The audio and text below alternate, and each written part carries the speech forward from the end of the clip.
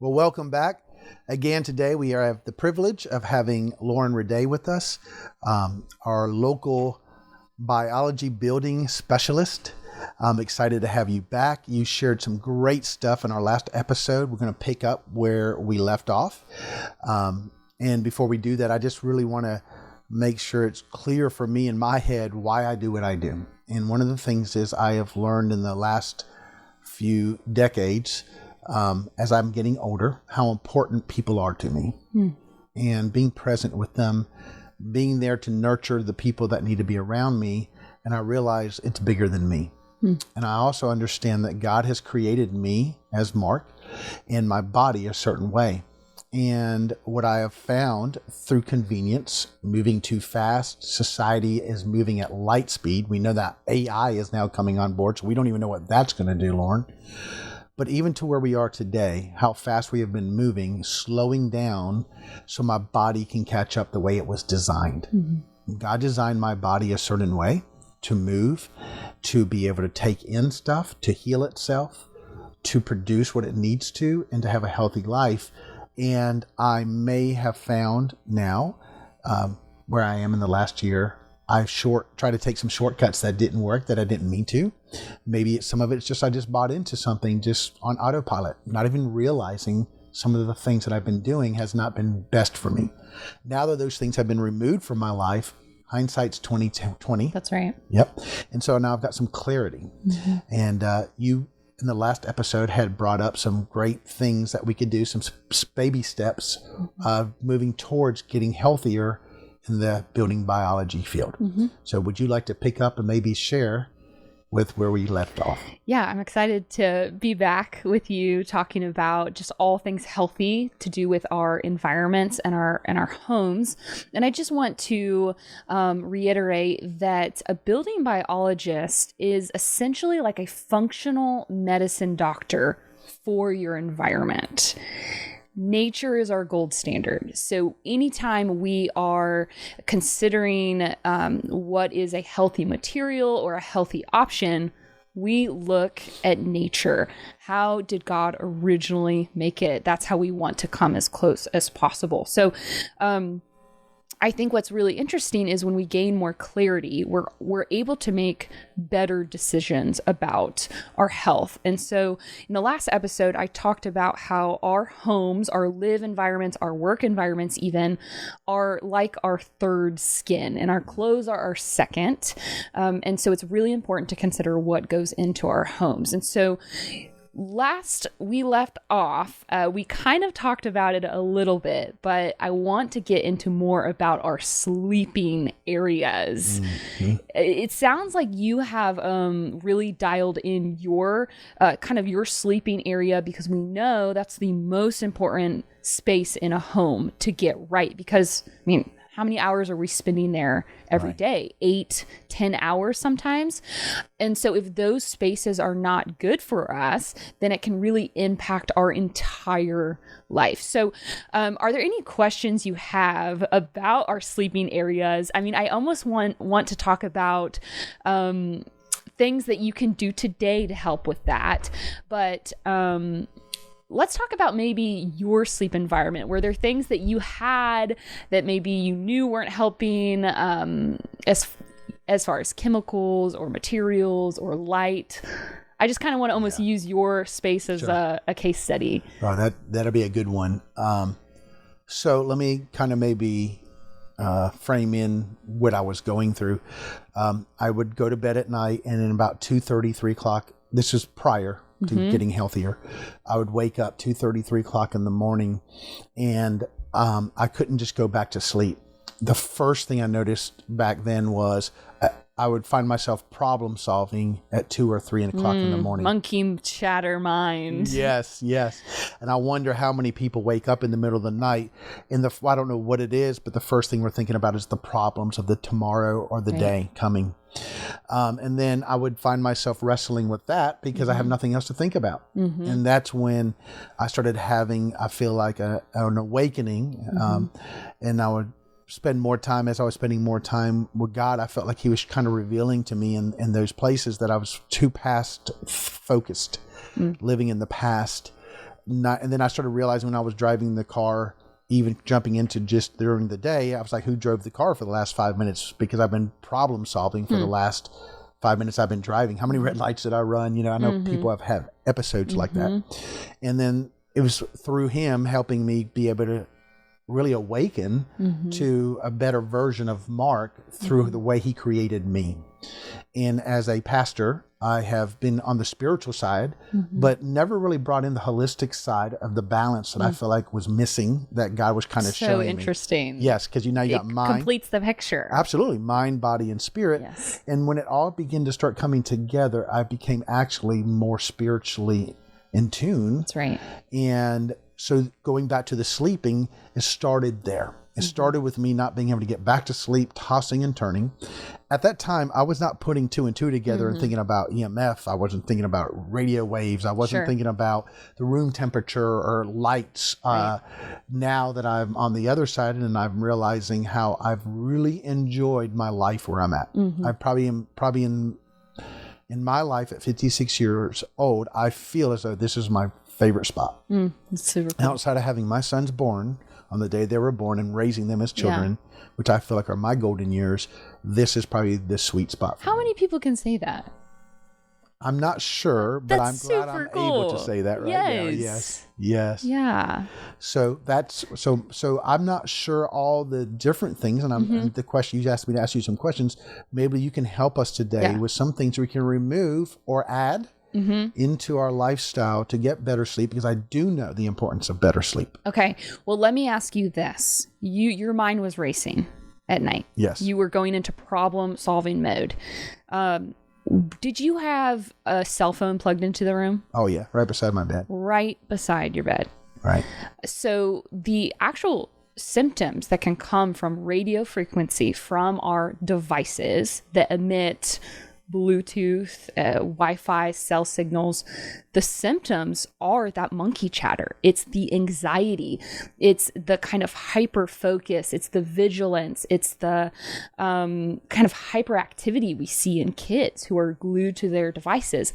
Then you have that device plugged into an electrical outlet, which these iPhone chargers are not grounded. So it's putting off, this is kind of high level here, but it's putting off a magnetic field and an electric field, which can cause sleeplessness and anxious thoughts. And so sometimes we beat ourselves up because, oh my gosh, like my mind is racing 1,000,000 miles an hour. But if we knew that we could make a few changes in our sleeping area, the quietness would come back to our spaces. So as building biologists, the sleeping area is the most important. It's where we rest and digest and actually heal. And so you want to look at your bed almost like an 8-foot bubble. Okay. So you don't want to have anything plugged in around that 8-foot bubble, even lamps. So you want to have a lamp across the room because that puts off an electric field that can cause sleep disturbances and other symptoms. You want to make sure that there is not synthetic materials that you're sleeping on. So you want to make sure that you swap out maybe your sheets and bedding for natural materials. So cotton, wool, linen. That's a really simple, low-hanging fruit step for people, is to swap out their bedding. I mean, there are so many beddings that are wrinkle-free. Okay. Well, what does that mean? Why is it wrinkle-free? Natural materials naturally get wrinkles in them. Right. You want to make sure you are breathing clean air. So one of the biggest things that I did was I run a air purifier, an air filter in our bedroom during the day. And so it's basically purifying the air all throughout the day. And then at night, I unplug it. So it's off because I'm really aware of noises happening. So I like a really calm sleeping environment. So we unplug that. And so that now we're able to breathe clean air. Every day I open the windows. So I let out anything that maybe has built up, like off-gassing or chemicals. I let that out. That's really important to do. Do you ever open a window in your bedroom? Okay, good. Not a lot of people do, believe it or not. Yeah. So one of the things you said that just backing up on that was important was you talked about frequencies, and right now in this room, there's a radio station somewhere playing something, and it's in the atmosphere. So radio frequencies are always moving. Yep. FM, AM. Yep. The only difference is when you tune into it is when you capture it. Right. Right. So that tells me what you're talking about. So this 8-foot perimeter around the bed is what's the safe zone. Yep. Is what you're saying. Yep. And so that includes lamps, anything that can be plugged in. Yes. Yes. You basically want to keep that area as pure as possible. I think a step that a lot of people can do is immediately unplug your devices off your bed nightstand and put it in a hallway or put it in another room where you can, still hear maybe your alarm going off. My husband loves an alarm clock, but the FM radio, AM radio alarm clocks, they put off a radio frequency field, a magnetic and electric field. They can put that off. And so when I showed my husband with this Safe and Sound Pro meter 2 that building biologists use, this is one of the meters that building biologists use on the field. It's a professional meter that can show you actual hard numbers. And then you can also see what is biologically safe for us. Now, a lot of the standards are very, very, very, very, very high. Okay, so that can be confusing to some people because they say, oh, well, the government's looking out for us, right? These numbers are safe. Okay. Right. And that can rabbit hole into a lot of different areas. And so we have to go back to nature as our gold standard. Which is the way we were designed. So earlier, before we launched this episode, you were talking about how long did it take before we figured out cigarettes were not safe? Right. So the first study that showed dangers coming from smoking was in 1929. And it took 60,000 studies until folks realized smoking's probably not good for us. We should probably not do this.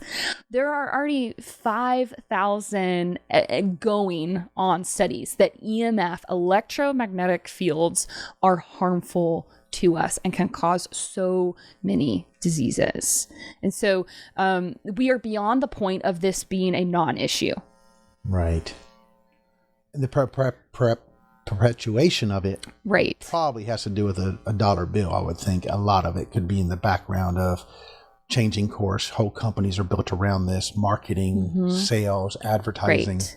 So there is a lot of things that are out of our control, but I want to encourage your audience that there is so much in your control, and it can simply start with your own relationship to your device. You can drastically reduce the amount of exposure just by reducing your time with your own cellular device. So put it on airplane mode when you're not using it.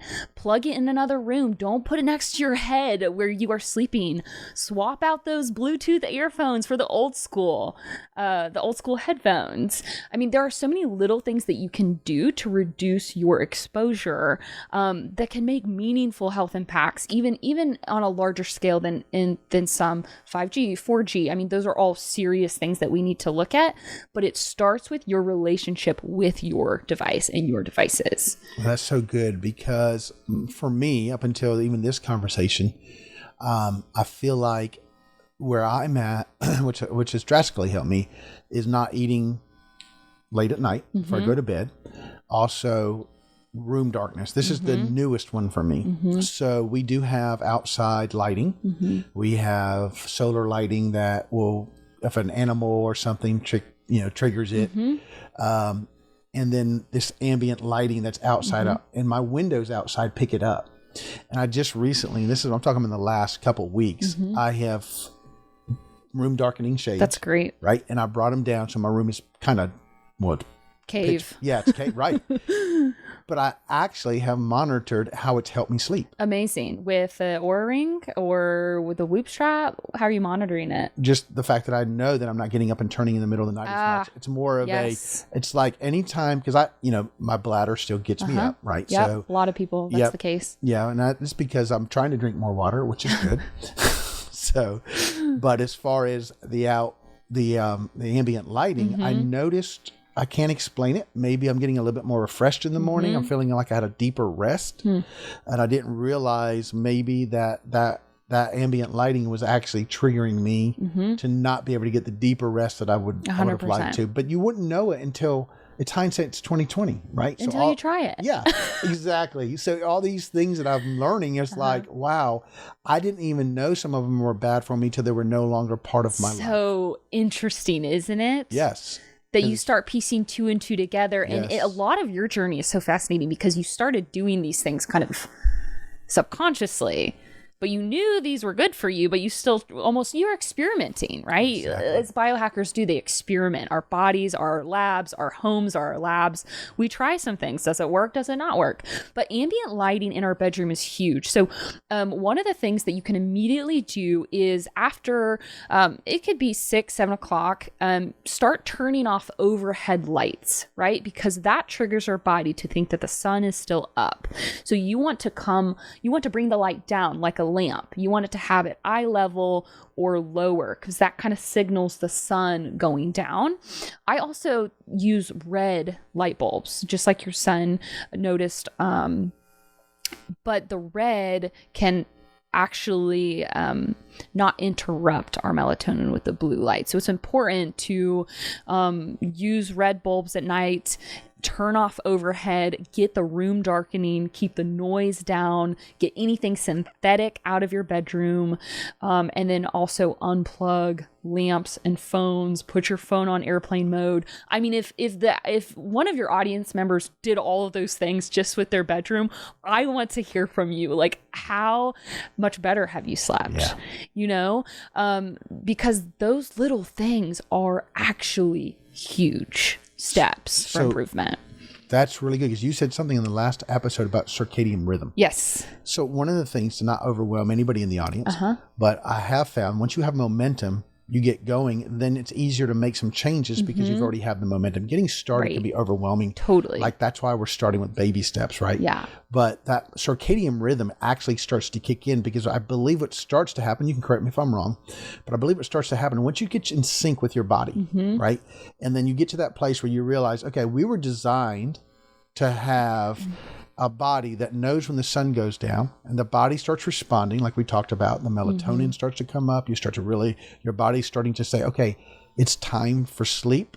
Your body must defrag in your brain like a computer. It's going to, that's why we sleep, the things that we need to get healthy for healing and all the things that we need to do. But your body already knows that, right? So it's already just doing the natural response. In the morning, the same thing as we start to get up, as the sun gets up. That's why that red light's important because you're seeing the horizons and you're seeing the sun rising. It's that glow of orange and red, and your brain is naturally attuned to that. And so I feel like what you're showing us is how we can get back into the rhythm. And once we get into it, you'll know when you're out of it. That's the only way I can say it. Once you're in it, you're like, man, I just slept through the night. I can't remember the last time I slept through the night. Right. You get up and all of a sudden it's 4 o'clock and you're not fighting it anymore. You get up and you at 4 o'clock and you're feeling alert. Right. It's just a different place. I've never lived here before. I've never been in this space. And that's the reason why I started this whole podcast, because I really care for people. I really want to be able to get this information out so people can make a choice that they may want to go for. Right. These type of things that we're presenting to them. Right. And some of these are more advanced steps. And some of these are baby steps to do. But I definitely want to encourage folks to just try one on for size. Yeah. Maybe just pick one thing and see how you feel and kind of sit back. Okay, did I notice anything like you did? Am I assessing how I feel throughout the day?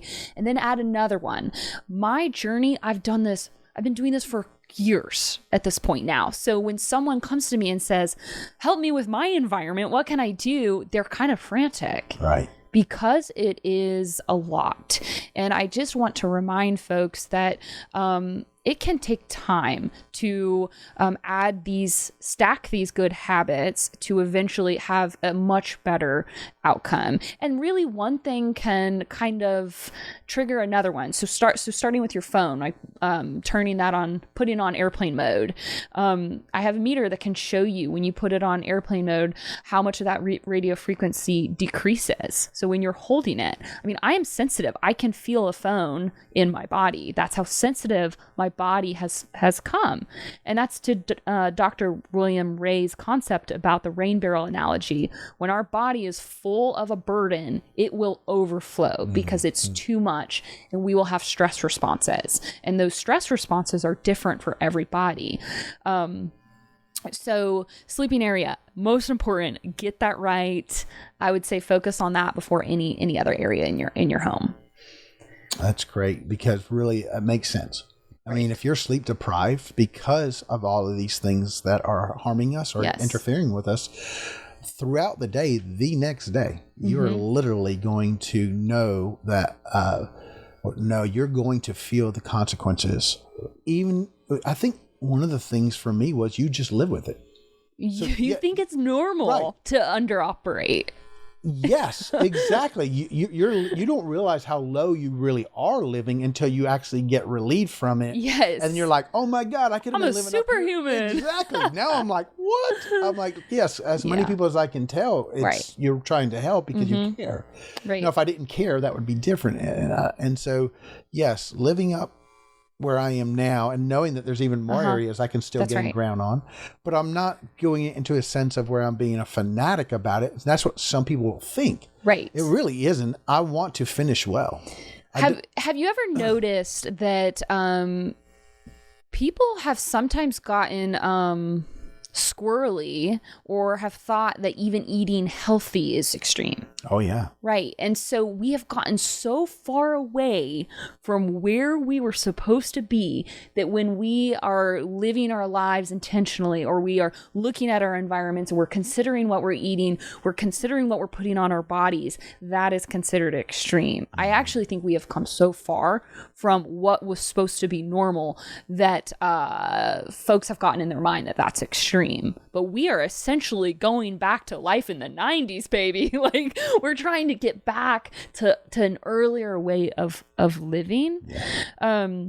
Because I did have some folks that say, oh, you turn off your Wi-Fi at night? Like, what? Like, how do you watch Netflix or something? I'm like, I don't, because that interrupts my sleep, one.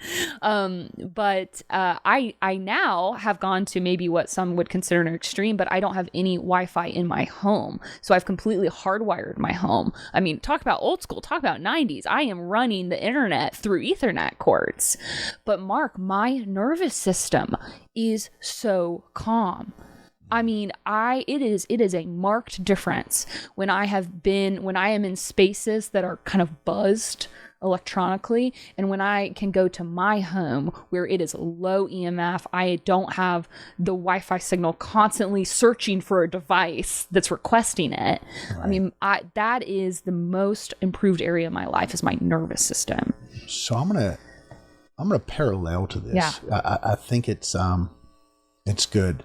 So the fed state of an intermittent faster like me understands that if you're always in the fed state, your body cannot heal itself, because it requires a non-fed state, which would, in our fasting state, that is when the ketones begin to start going on, my hormones, everything starts coming into alignment. It starts really repairing itself. So if we spend most of our time in our home, because we have to include sleep, right? So if we got 10 to 12 hours of sleep, now before I leave the house, I'm into it 13, 14 hours, and I only have 8 hours away from the house, I'm already going to pick up what I can't control, right?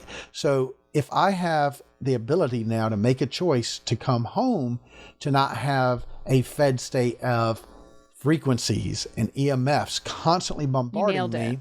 Yes. And when I leave the house, I'm only going to have a small window, and it's not going to be all the time. And maybe when I walked in that building, because I'm driving my car, maybe outside, come home, then what I'm hearing from you is that's the time to let your body get a chance to recoup, rebuild, reheal.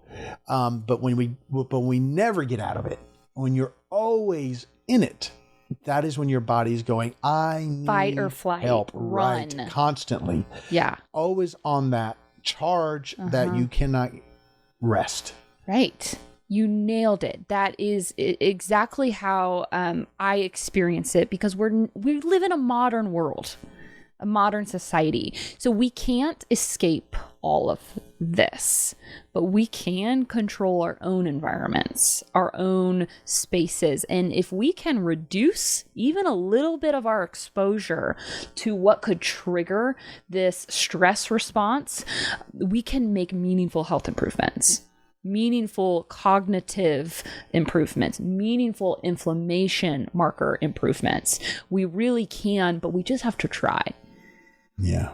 So this lack of knowledge really does help us perish, because really, honestly, once you've been given information, it's our choice. We're sovereign over ourselves, right? So it's my choice whether I want to take this information and use it for good for myself, for my family, and to help. But unless it's recognized, unless it does come out, then we really don't know. Ignorance, there's a reason why they says ignorance is bliss. Yeah. Right. But when you become educated, it gives you the opportunity to say, you know what? I don't have to live this way. Yes. And I grew up in a homeschool family where my parents taught me to think critically. That was part of our education. Think about things, ask questions. And so when my distrust of the Western medical system happened, it's because I was asking questions. Right. And I was getting answers that weren't making sense. Sure. There is so much common sense to this as well. And so I really feel a strong desire to empower folks. I don't find fear in this, because when I can find truth that does make sense, I find confidence. Yes. And then I know there's solutions, because there were a lot of people that would have stopped seeking a solution if they had gone through the health journey that I went through, the painful health journey, because they would have given up. They'd have said, I was told there's no solution. I was told I needed surgeries. I was told I needed to be on medications the rest of my life. And I said, no, there has got to be some sort of solution here. And so I did not give up. There was no rock that was left unturned. And through that journey is how I found out about how much our spaces really do impact us. Absolutely. It's better to prepare than repair. And I think that is where I'm on that journey. But if you're young and you're like, I watch my boys, right? Or I watch young people, man, they can slap a Big Mac down, no problem. They can eat those French fries. Now. Right. And all of a sudden you're me and Lisa, and we're getting older, and we're trying our best, to do our best to translate to them that, eating better now will help you later. Right. And so that is just usually not in the mindset of somebody who's not needing the change. Right. And I think that's what we're trying to present. I think for some people is you don't have to wait to get to ground zero or negative for you to have to now start making your changes. Right. You can you don't even realize probably how much better you can even be living even in the state you're in now, just because you didn't hit the bottom like I did, or maybe you did. You're still somewhere. If you've been doing these things, you still are not living at the best probably. Well, don't you think culture is waking up to this? There's a collective awakening. I mean, look at how cold plunges blew up the past couple years. Right. I mean, my mom's friends were cold plunging, and I didn't even know they knew what that was. And they're posting it all over Facebook. So I see a collective awakening because of the turbulent times we've been in. I think folks are now recognizing, okay, I might not have hit rock bottom, but my mom did, or my grandma did. Right. And I feel a conviction now. And so I feel really encouraged with what's happening as well, because there are so many people that are realizing that this stuff matters more than we have attributed it to matter. Absolutely. And I also feel like for me, what's happening is it's opening the door to other avenues. You just opened a wide door that I haven't gone down this building biology concept until when you talked about it. Even I got a little product right here, which I think it's great. And it is a deodorant. Because one of the things I noticed that even before I even got into this more healthy living style, every time I would put a roll or stick of deodorant on underneath my arms, whatever, you know that these are like your glands, man. These are your like lymph nodes. Nodes and your lymph nodes and everything. It's like you're just hoping that this brand name that says something that sounds remotely healing, right? Like or healthy. Which a lot of it is greenwashed, by the way. Oh, I'm sure. I'm sure. And so Lisa comes home and brings this stuff. And I thought, this goes back to what I said in my last comment when Lisa was trying to, well, she had no choice because we got into a head-on car collision. She literally had her pancreas crushed, and she had to learn how to really eat so that she wouldn't have issues. She literally had a healing that took place, a bona fide healing where we saw 2 x-rays where people prayed for her. The next day, even the doctors themselves said it was a healing, but it was still a journey. Right. And so she would bring home stuff, and I joked around about the peanut butter. I was like, don't bring home this peanut butter that's like cement, and oil. And I wanted Peter Pan, and I wanted the sugar. I wanted all those things in it. And she's so sweet. She would make sure she would do that for me, but she tried her best to get through to me. So now I feel like I can actually listen to what she's saying. And she did bring this home, and this is pretty cool. So I never thought you could find a deodorant, because deodorant and antiperspirant are 2 different things. It's the antiperspirant that's going to stop us from sweating, which is going to cause the smells. And then you have deodorants. There are plenty of people that have wear deodorants, but I don't smell the deodorant. I smell, it's like a mix, of stuff. But with this, it's fascinating. It works. Well, you mentioned the ingredients. Talk about what's in it. Well, you'll have to remind me. It was arrowroot. Arrowroot, and then rain tree or something like that. Was it tea tree? No. What was the name of it? Lisa, she's in the studio. It's okay for you. Little Seed Farm. And you can eat all that stuff. Exactly. Going back to our first episode, how I opened up that you said if you can't put it in your mouth, it shouldn't be in your body. You can literally eat this. But here's what I'm trying to get to. It works. Yeah, I can't believe how good it works. Actually, I'm leaning towards it works better than anything I've put on. That's a brand name. Big statement there. It is huge. Yeah. I cannot believe. And you take this little paddle and you put this stuff on and I'm like, you never in a million years, just a couple years ago, if she came home with this, I'd be like, not for me. Thank you. That would be you are so advanced now. Yeah. That's right. Well, arrowroot, fun fact, I use instead of dry shampoo. Really? Dry shampoo is full of chemicals and you're spraying that right on your scalp. But arrowroot will actually absorb moisture. So that is a great swap for a beauty product. Okay. Yeah. So with that, you had some things. I think you have Yeah, I wanted to share this resource with your audience. It's Prescriptions for a Healthy House. And so this is a great practical book. One of my building biology professors, Paula Baker Laporte, this is also by John Banta. They give so much good information for builders, architects, and homeowners. So this covers everything from indoor pollutants to moisture, which we haven't talked about, or mold. We haven't talked about that at all. But you can get this on Amazon, and I would encourage your audience, if they want to start this journey of what it means to live in a healthy home, pick up this book, especially if you might be building or remodeling. You want this book. So the book sounds like it's going to be a great tool for people to have some specifics. Probably not enough time for in several of these video podcasts to be able to cover. So this would be a great tool for them. And like I was brought up earlier, this healthy arrowroot deodorant. So, now I want to move forward. I want to add maybe an addition on my home or do something to my house. I want to build, maybe I'm building a new home. Since we are talking about ingredients, what would be something that I'd want to probably pay attention to if I'm going to build, since I am a builder, or maybe even helping future clients think about things? What are some things you can think of that could help us as we come into the conclusion of this episode?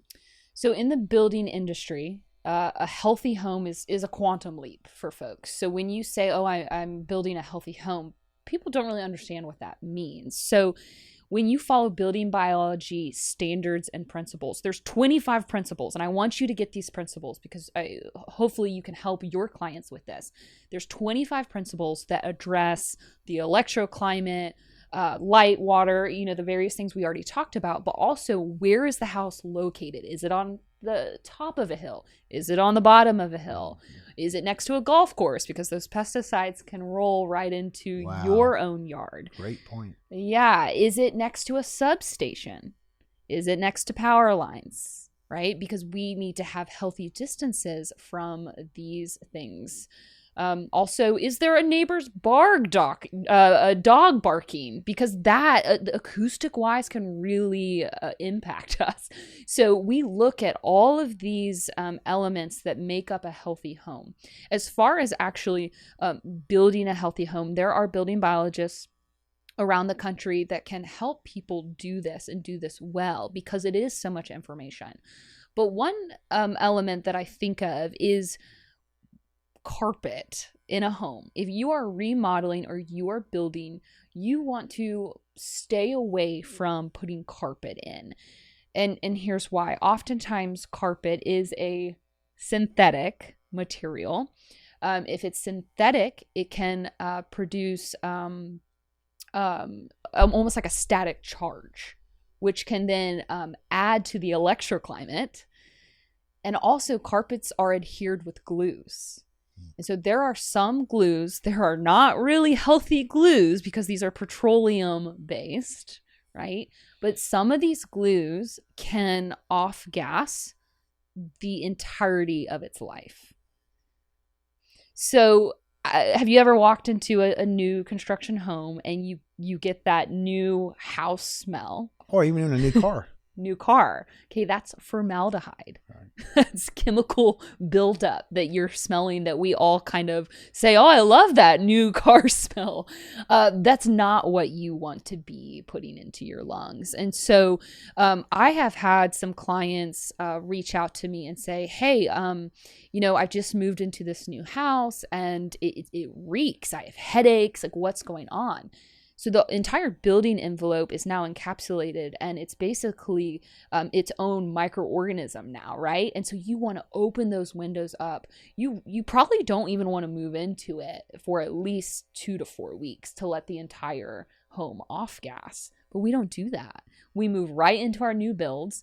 And we wonder why we have headaches, but then we don't really think about the paints that were used that are putting off VOCs and SVOCs. Those are all endocrine disruptors. They can cause neurological impairment. So these are just a few ingredients to your air route comment. The right ingredients need to go into a home to make it healthy.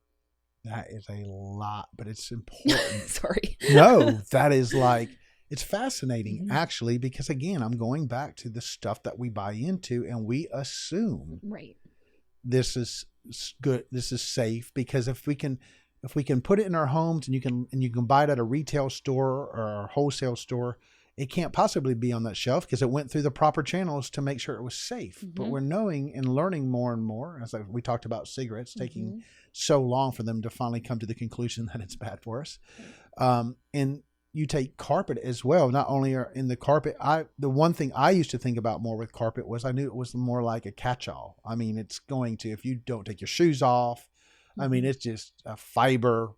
It'll catch everything. That's right. So most people don't use carpet today. It's very rare.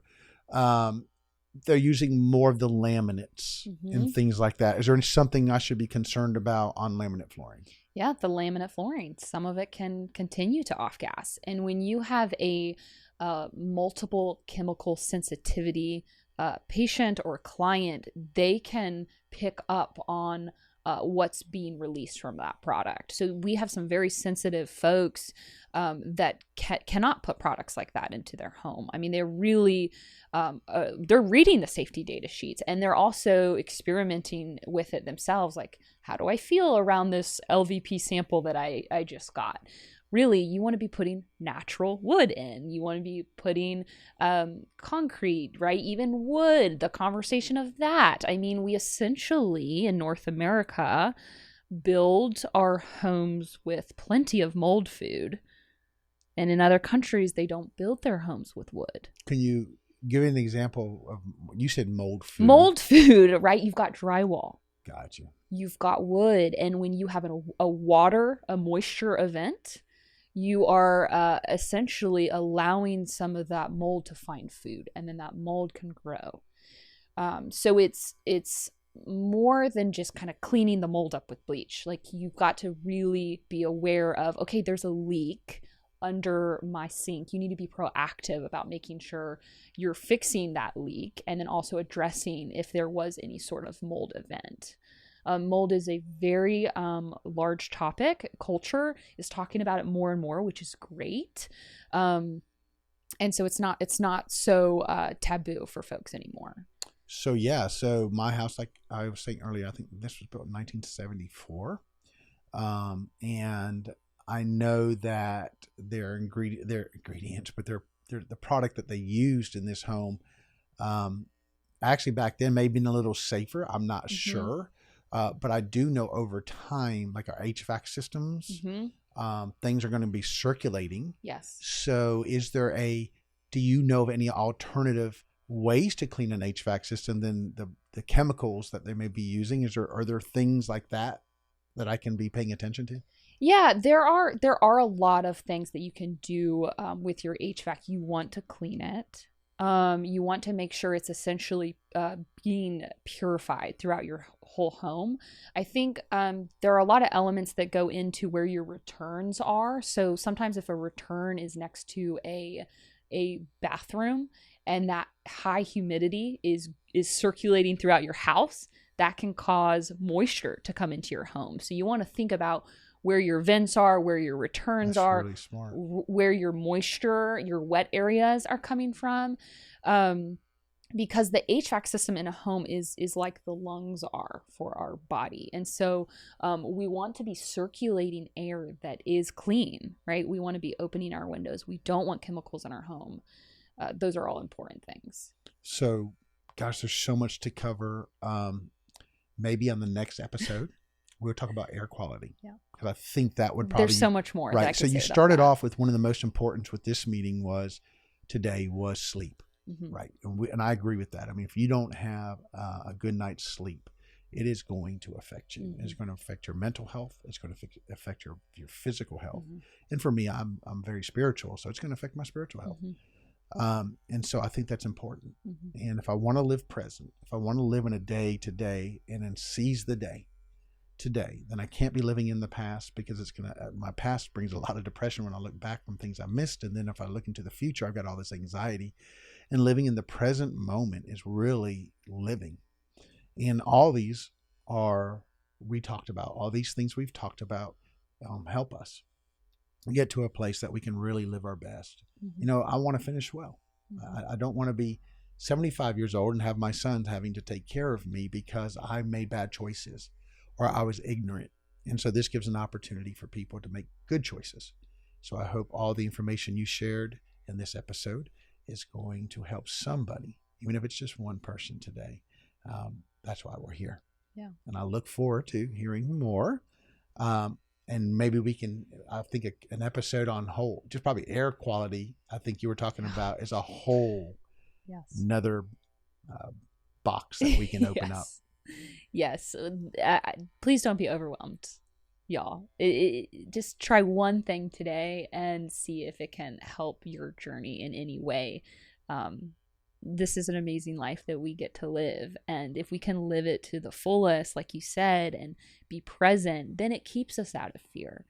And it keeps us engaged to dream about picking up our grandkids one day, or being able to think critically and clearly and having spiritual downloads. I mean, those things are exciting to look forward to. And so I know there is a lot of pain that can come from our environments, but I just want to encourage your audience to just implement one healthy home step, healthy environment step, and see how they feel. That's right. It's how you eat an elephant, right? Yes. One bite at a time. Thank you, Mark. You're welcome. Well, thank you. And I look forward to having another episode with you. Cheers. Thank you guys for watching.